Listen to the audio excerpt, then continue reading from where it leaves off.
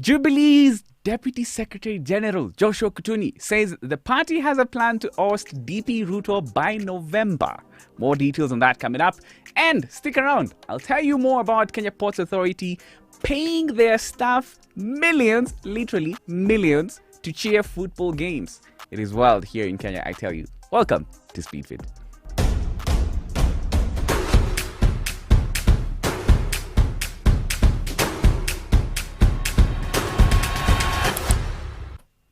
My name is Kimani Mbugua. Thank you so much for joining the Speed Feed live stream today. If this is your first time here, we talk about the day's big news and trending stories. The comment section is always open, so you can give me your reactions to the stories. I'll be reading them as we go on with the show. A couple of things happening right now. The BBI hearing case at the Court of Appeal is going on. Submissions are being made. Tomorrow will be the last day, so there's also a concurrent live on that one. So if you want to follow that, you can go. Literally scroll up, or if you want to hear about today's big stories, other news stories, stick around here on Speedfeed. Yeah, I want your reactions on some of the stories I'll be giving you today. Talk about Jubilee in a second, and also Kenya Ports Authority. Anyway, speaking of your reactions, the Jubilee party is reacting to DP Ruto's move to front UDA as his favorite party. Now, Jubilee's Deputy Secretary General Joshua Kutuni says that the party's technical team will be meeting tomorrow to discuss strategy on how to make sure that the DP resigns by November. So, Jubilee is already in talks with ODM to create a new coalition as we head to the general elections. And according to Kutuni, DP Ruto's post in the party as a party's deputy leader will be key in the negotiations with ODM. And they do not want to include the DP in talks with ODM. So the only option is to find a way to make him resign by November. Remember, UDA has a coalition agreement with Jubilee, so they're technically still part of Jubilee. And the DP has said before that he will not leave Jubilee until President Uhuru leaves office next year. So, from tomorrow, we'll be expecting communication from Jubilee's technical team, who are also going to unveil a strategy on how to gain back lost ground. Do you think this is going to work? Do you think DP Ruto will resign from Jubilee? The comment section is open. Give me your thoughts. Give me your reactions. I'll be reading them as we continue with the show. Now, from crackdowns in parties to crackdowns in disciplinary forces, the National Police Service has been implementing a raft of, stringent rules to maintain discipline in the police force. And this latest one involves police officers who live in police barracks hosting civilian visitors. Yesterday, Deputy Inspector General of Police Ainea Oloye barred police officers living in barracks from having visitors unless those visitors are approved by their bosses. So, there's a notice from the Deputy IG's office which said that any officer wishing to bring relatives or family or friends into their lines, they should obtain written permission from their supervising authority, and the visitors will be registered before they get in. This was issued to boost security of police barracks and police premises. I just have one question though. Nikina nani hawa wanaenda kuiba kwa police station? How bad are things that they have to ban people from going into the barracks? Did somebody steal things, or did something happen? And how bold is it of people to actually do something like commit a crime within a police barracks? Yeah, just have a question on that. Just my thoughts. Ignore them. Give me yours though in the comment section.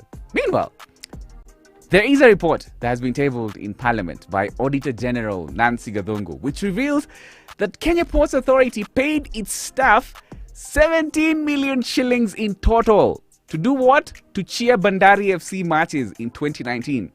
The report also revealed that KPA paid salaries and allowances to non-employees who joined KPA's cheering team, both locally and abroad, with no clear policy to explain the terms of engagements with those non-employees. So basically, they were paying people to go cheer Bandari.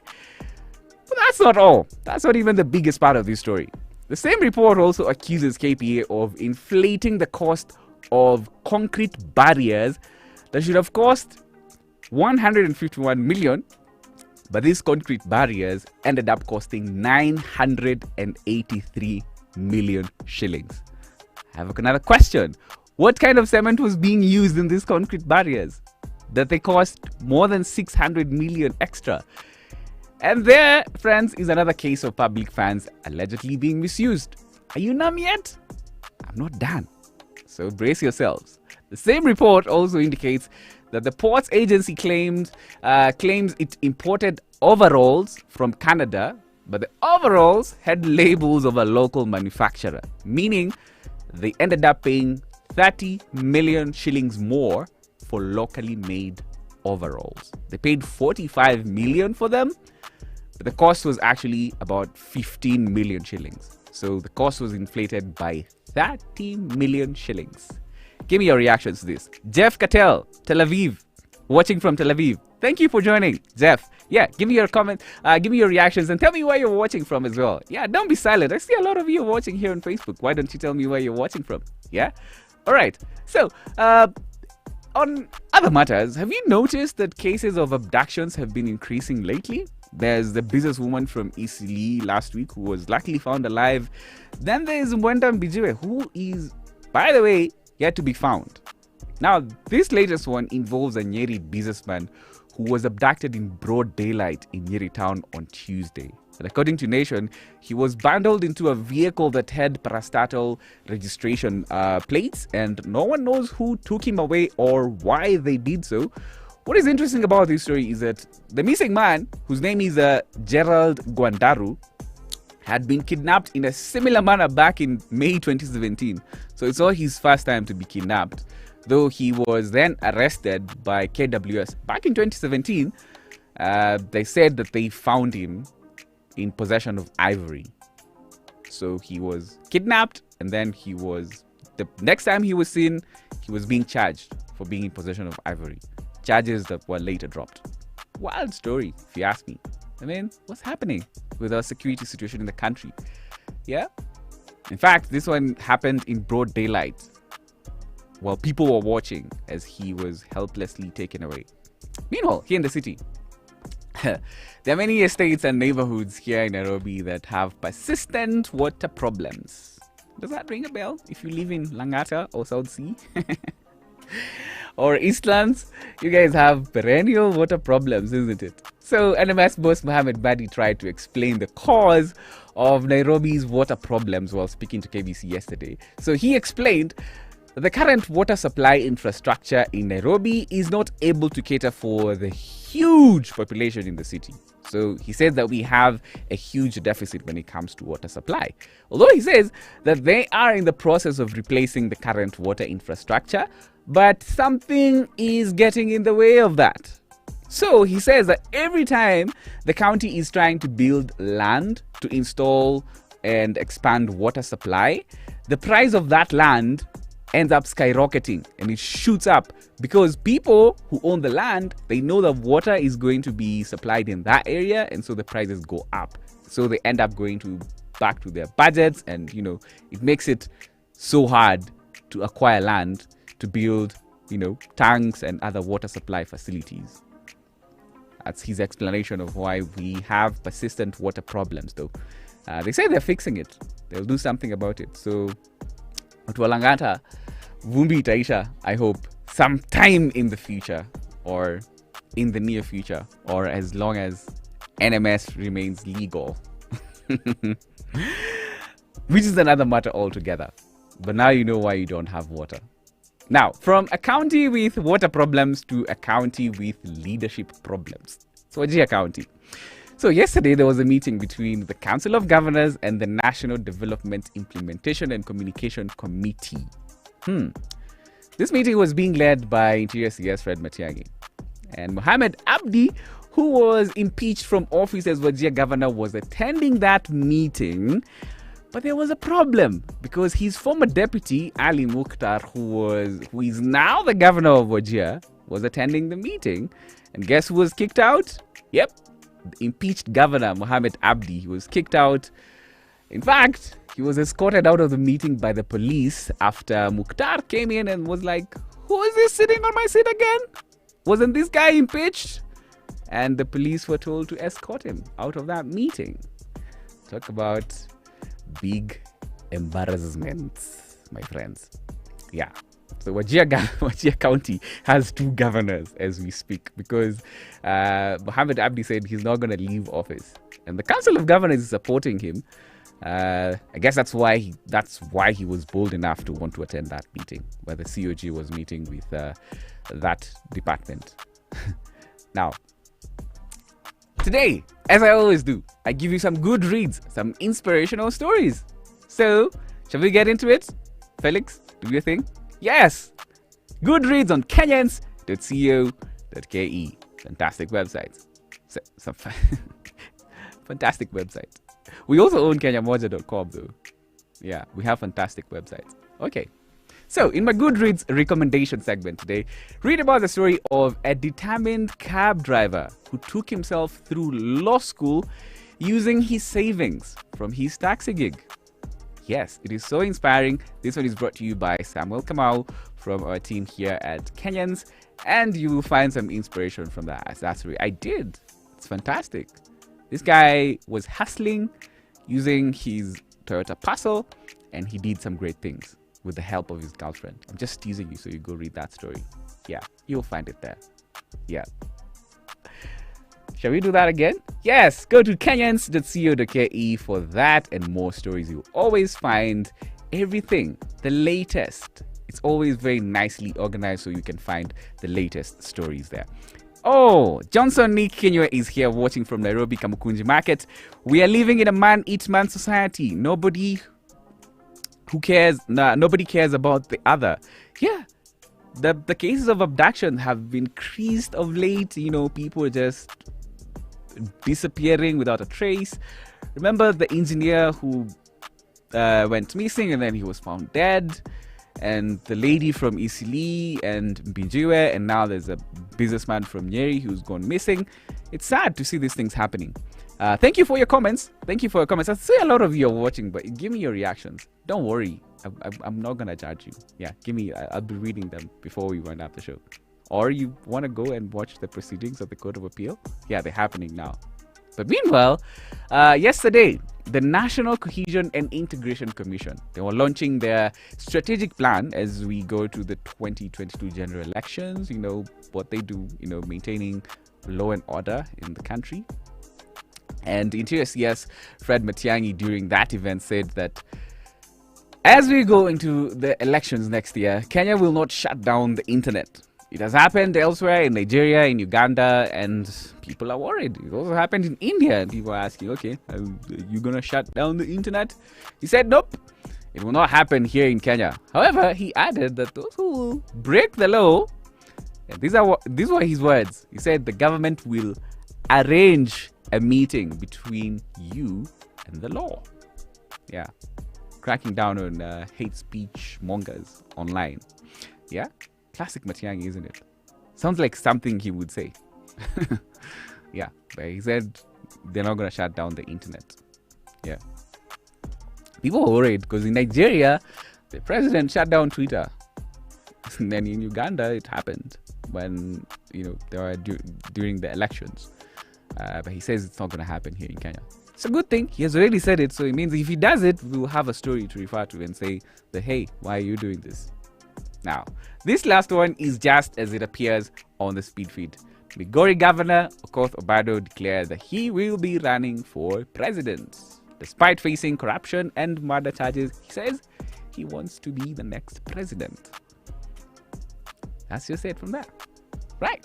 Let's check out who the internet is mad about. Nelson Harvey has just made his submission at the Court of Appeal, and yes, he has made some points that a lot of Kenyans are resonating with. One of them is where he said that I plead with you to dismiss the 4 appeals and affirm the decision made by the High Court. You owe this to the people of Kenya. And that is resonating with people. Some comments from Nelson Harvey's presentation. Steve Ogola on Twitter says, Nelson Harvey has done a great job mentoring Esther Angawa, who is one of the lawyers who presented, and giving her opportunity to demonstrate intellectual capacity in the BBI appeal. Importantly, Angawa arrives mature. Her argument on the distinction between law and policy is appreciable. And there's also a point where Nelson Harvey said the president, if he wants to engage in affairs lesser mortals, must be abdicate. Okay, big words here being thrown around. Classic Nelson Harvey. That's why he's trending, as expected. The president is not a mere mortal, but a superior. The president cannot make a direct appeal to the people and join them in petitioning parliament. So, yeah. That's why Nelson Harvey is trending right now. Actually, at number 1 with over 5,000 tweets currently.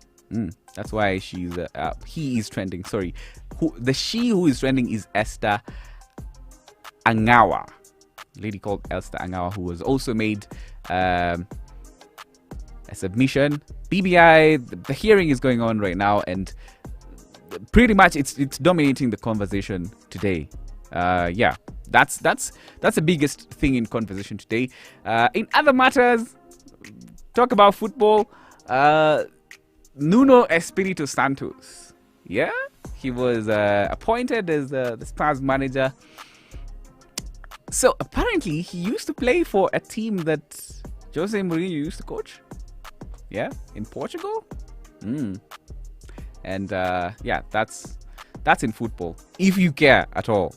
Yeah, but I want to make a bet with Felix. I'm coercing him to do this. Felix, do you want to make a bet on who will win the Euros? Or if you want to make a bet with me, yeah, make a bet with me right now, here, live. Ian Kongo is here. Oh, Sancho to United as well. Yes, finally they signed Jordan Sancho from Dortmund. And Ian is excited because he's a Man United fan. Collins is also here, and I know he's very excited about that story. Felix is excited about another season to try again because he's an Arsenal fan. Yeah, next season, bro. Keep saying that. It's gonna happen at some point. It's our season. It's always our season, bro. And who else is Twitter mad about today? I would have wanted to talk about that lady who recorded the Mocorino. But it's an old story by now. But she came out later to say that she didn't capture the whole thing. But it backfired badly on her. Today is also International Reggae Day. Did you know that? It's International Reggae Day. And it's trending right now in Kenya. So, International Reggae Day. Which is your favorite reggae song? Felix, which is your favorite reggae song? Felix doesn't listen to reggae. Okay. I tell you which is my favorite reggae song. There's a song by Bob Marley. It's called there's a remix that was done by what's her name? Sorry, I'm forgetting her name. Oh my god, this is so embarrassing. Lorraine Hill. Yes, my brain was just yeah, Lorraine Hill. The remix by Lorraine Hill and Bob Marley. Time your lights down low. Yeah, it's a very nice song. I love it. Yeah, since people on Facebook are watching but they don't want to tell me where they're watching from, I'll have to say goodbye, and we'll see you again tomorrow here on Speed Feed, talking about the day's news and what's trending. Big stories, everything that you need to know that is important, you will find it here on Speed Feed. Otherwise, there's very little outside of the show that you need to know. My name is Kimani Mbugua. We'll see you again tomorrow, same time, same place. Goodbye.